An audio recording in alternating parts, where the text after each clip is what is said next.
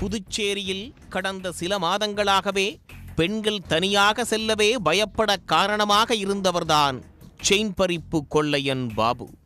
ஆந்திராவில் இருந்து வந்து வார இறுதி நாட்களில் மட்டும் கைவரிசை காட்டியவரை கைது செய்துள்ளது காவல்துறை. புதுச்சேரியில் உள்ள லட்சுமி நகர் பகுதியில் போலீசார் வாகன சோதனையில் ஈடுபட்டிருந்தனர். அப்போது அந்த வழியாக பைக்கில் வந்த ஒருவர் போலீசாரை கண்டதும் பைக்கை விட்டுவிட்டு அங்கிருந்து தப்பி ஓடியுள்ளார். இதனையடுத்து அந்த நபரை போலீசார் துரத்திச் சென்று பிடித்துள்ளனர். பின்னர் அவரிடம் போலீசார் நடத்திய விசாரணையில் அவர்தான் புதுச்சேரி மக்களை அதிர வைத்த செயின் பறிப்பு கொள்ளையன் பாபு என்பது தெரிய வந்தது. புதுச்சேரியில் கடந்த சில மாதங்களாக தனியாக நடந்து செல்லும் பெண்களிடம் செயின்களை பறித்துச் செல்லும் சம்பவங்கள் அதிகரித்து வந்தன. செயின் பறிப்பு கொள்ளையர்களை பிடிக்க கோரிமேடு காவல் ஆய்வாளர் பாலமுருகன் தலைமையில் தனிப்படை அமைக்கப்பட்டது. சிசிடிவி காட்சிகளை ஆய்வு செய்த தனிப்படை போலீசார் வாகன சோதனையையும் தீவிரப்படுத்தியிருந்தனர். இந்த வாகன சோதனையின் போதுதான் வசமாக சிக்கியுள்ளார் செயின் பறிப்பு கொள்ளையன் பாபு.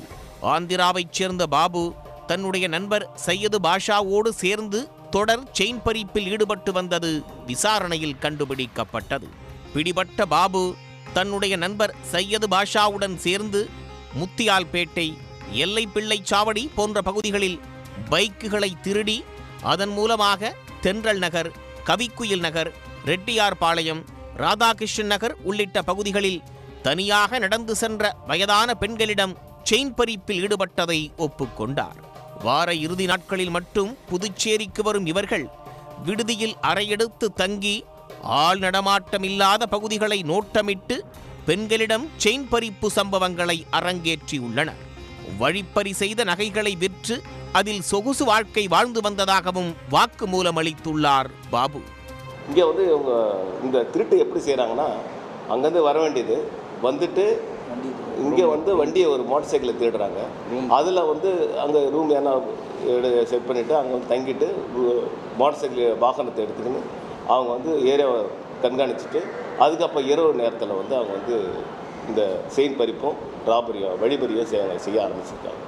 அது வந்து அது மூலிமா அவருடைய விசாரணை மூலிமா தெரிய வந்தது. அதன் அடிப்படையில் அந்த அவர் சொன்ன ஒப்புதல் வாக்குமூலத்தின் அடிப்படையில் அவர்கள் பயன்படுத்தி 2 வாகனங்கள் மோட்டர் சைக்கிள் வந்து ஒன்று வந்து ரெட்டியார்பாளையம் உருளம்பேட்டை காவல் நிலைய சரகத்தில் ஒரு மோட்டர் சைக்கிள் தேடியிருக்காங்க. அதேமாதிரி வந்து முத்தியால்பேட்டை காவல் சரகத்தில் வந்து ஒரு மோட்டர் சைக்கிள் தேடிருக்காங்க. அந்த 2 வாகனத்தையும் நாங்கள் கைப்பற்றிருக்கோம். மேலும் வந்து அவருடைய கூட்டாளி அவரை வந்து கைது செய்யறதுக்கு தீவிர நடவடிக்கை எடுத்தோம். கைது செய்யப்பட்ட பாபுவிடமிருந்து 1.5 லட்சம் ரூபாய் மதிப்புடைய 2 பைக்குகள் மற்றும் செல்போன்களை போலீசார் பறிமுதல் செய்துள்ளனர்.